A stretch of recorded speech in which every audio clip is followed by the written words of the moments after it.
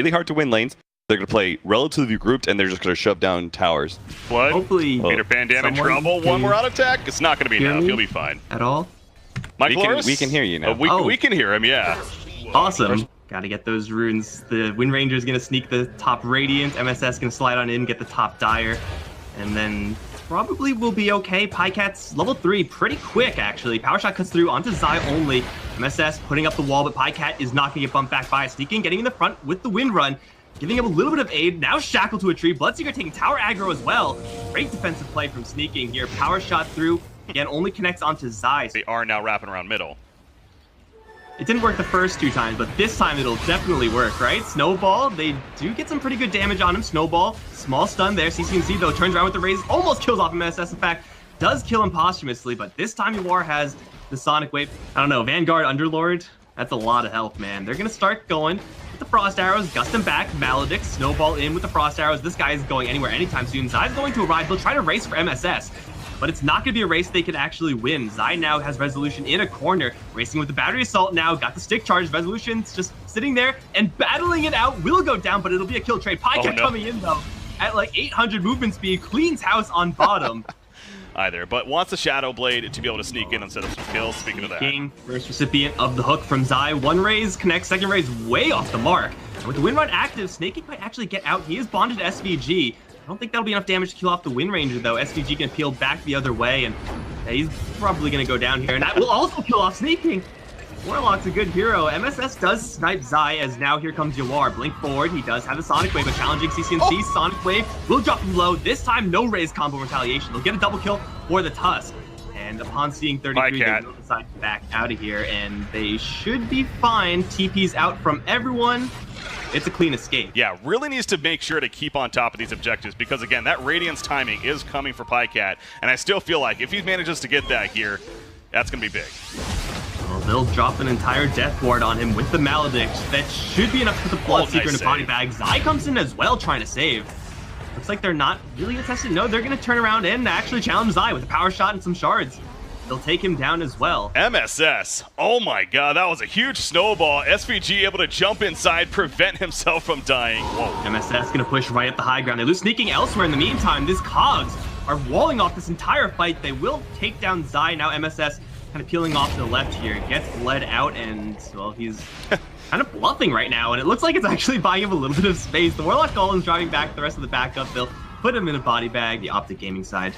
They're going to go for Roche, and this is something that Drow Ranger drafts tend to do pretty well, take objectives. However, it's all going to be scouted by the Clockwork. He's ready to go in. MSS going to send in a Sigil, perhaps? No, just going to place down some wards, body block, a hook.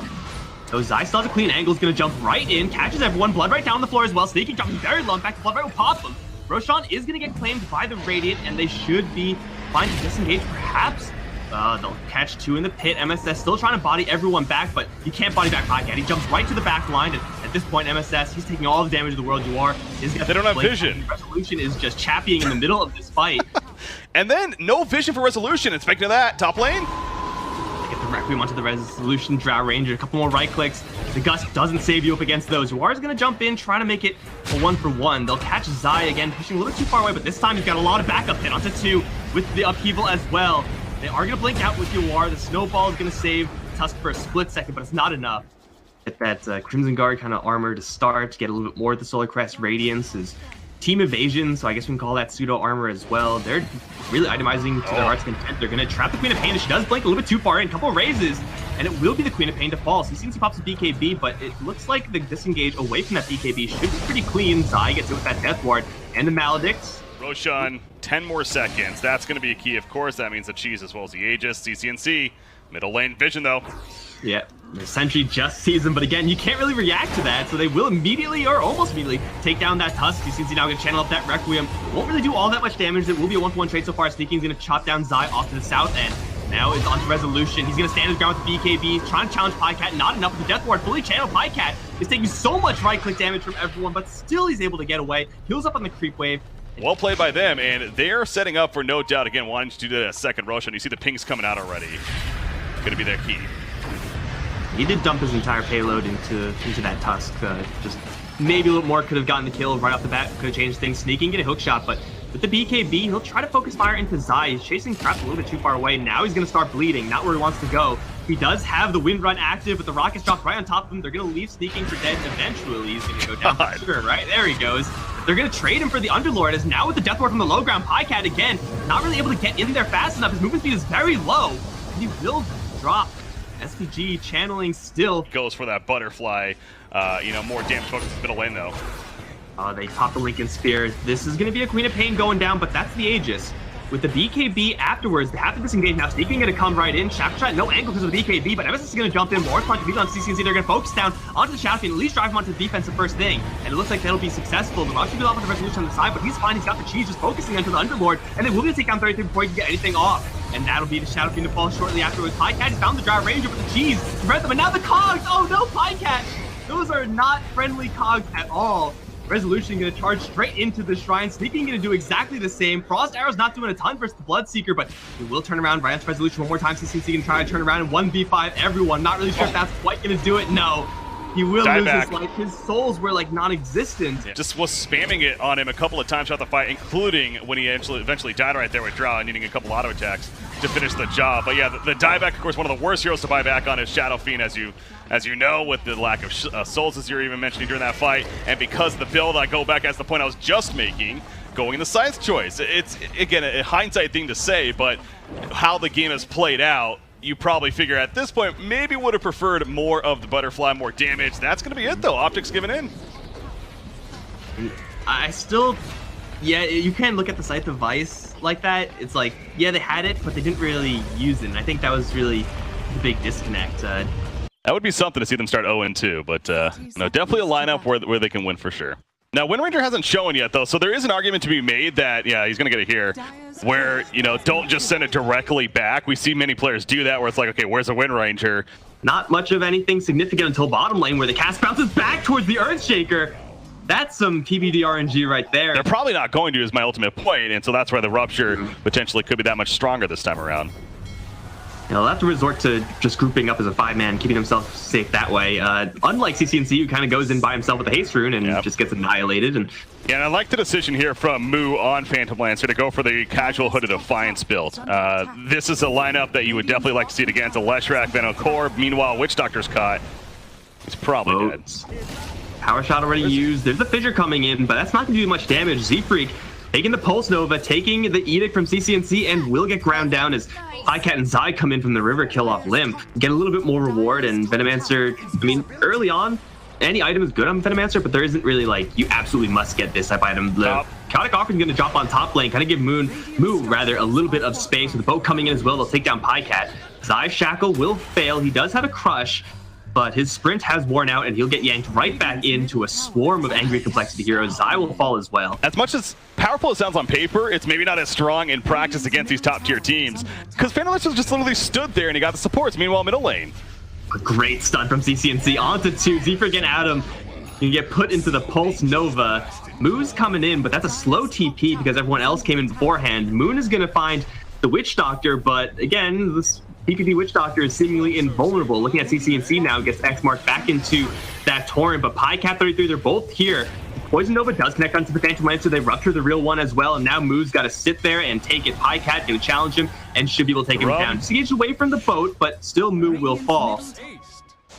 PPD already revealed himself. Limp has the haste rune, gonna throw the boat right after this Venomancer. Gonna connect perfectly. Chain stun looking pretty good. Can he get anything off? No. He'll go down, but they do come up for a 2-man split. Earth from CCNC does push right in along with Pycat. Chaotic Offering's gonna drop, give Limp and Moon a little bit of space to escape. Looks like Limp will not get out, but they do get out with the Earthshaker. Moon now coming in, straight in, along with Moon Meander. He actually teleported back towards the shrine, comes and kills off PPD. As the Crush from Zai not gonna land, Shackle Shot from Z-Freak will land. Power shotting through 2 of them as well. CCNC kind of running dry on mana. Or Z-Freak, perhaps? Gotta line the Shackle Shot somehow here. I'm not really sure where the angle is going to come from the Wind Ranger, so she's probably in a little bit of trouble here. Yeah, she's ruptured. I would say she's dead.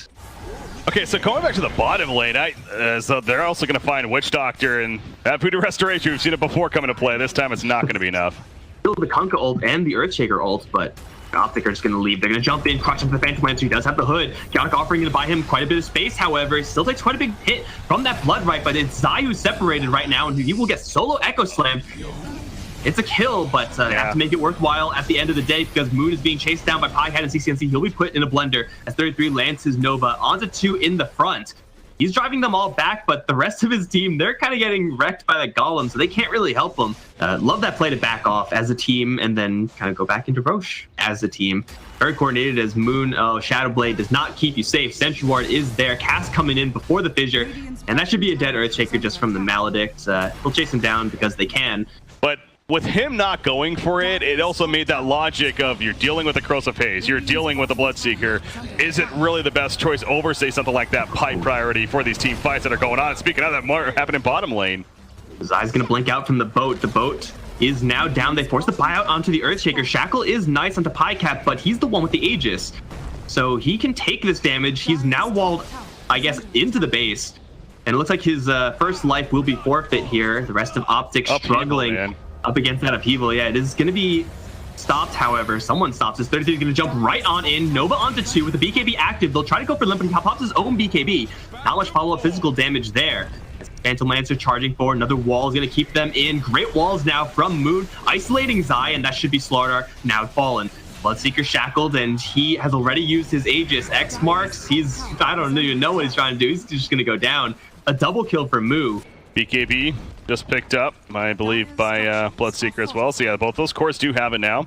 Goes back to that idea. Bottom tier 1 being pushed in by Complexity. Z-Freak in the front lines now with Phantom Lancer there. So yeah, Complexity slowly but surely just dwindling away, and that's definitely the way they should be playing. So good for their sake. There we go. Dodge, though, on the crush. Still, Moo is in a really precarious position. 33 right in his face. Boat's going to come in, lay rum onto pretty much everybody. Power Shot will snipe PPD in the back lines. Piecat really slow on the incoming. Tries to go for the Phantom Lancer, but he's just wandering around with his Blade Mail, not really doing much of anything. In the meantime, it's Moo with his illusions doing a lot of damage, but he will get caught and will get dropped by the Blood Right. Everyone's pushing forward now. CC2's BKB still active onto the Kunkka. Will get the kill off of a one-man split Earth. Now he sees Adam off to the side.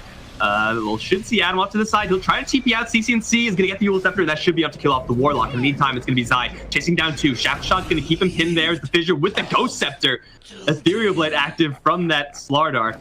Not doing him any favors. Piecat, though, still on the chase. Yeah. Moon going to get out of the Blood Right. Radiant still ticking him down, and it will be able to get the kill. Shackle. A really long shackle, but it is going to get Z-Freak out of there ultimately. Yeah, sorry. Mike Loris, unfortunately, having a little bit of a mic issue there. So hopefully we can get that figured out and move forward with that. But yes, that was a crazy fight. It all started with jumping the Warlock. I mean, that was a bold decision by CCNC, I'll say that. Again, he had the cheese though, so he always felt comfortable, and his teammates were close enough, able to kill Warlock initially, and then eventually have his teammates get there. And by the time they did, Complexity was not going to be winning that fight. They still tried. They've already had the buyback now on Kunkka. They're going to need to buy back on PL if they want to save a second set of racks, it feels like at this point. Kunkka throws at the ship. There's that buyback from Phantom Lancer. Peter Pan Dam went a little too far. He'll get caught out and eventually killed off, but not the worst case scenario for Optic Gaming. Moo is going to chase on Phantom Lancer, but I don't think he's getting close enough. In fact, he needs to be careful not to go too far, because the last thing you want is a dieback here. Optic going back in. There's a Slardar Crush. Poison Nova used. However, the Echo Slam on 3 different heroes coming out from Moo Meander. Leshrac getting low himself. BKB's going off all over the place. Piecat put in the Rupture. Up on a Wind Ranger. Going to get him taken out. CCT with the Eels. He'll stay alive. And as big of an Echo Slam it wasn't meant to be for Complexity. Moo's going to end up falling now for a dieback most likely. There we go. He's dead for 95. Lim comes back in. That's a dieback as well. And Optic Gaming, triple kill for Piecat. That'll do it. GG, well played. The game going the way of Optic over Complexity. God, that was a beautiful Echo Slam from Moo Meander. It finally happened. You know, you usually get one of those per game, if anything. But it was just too damn late at that point.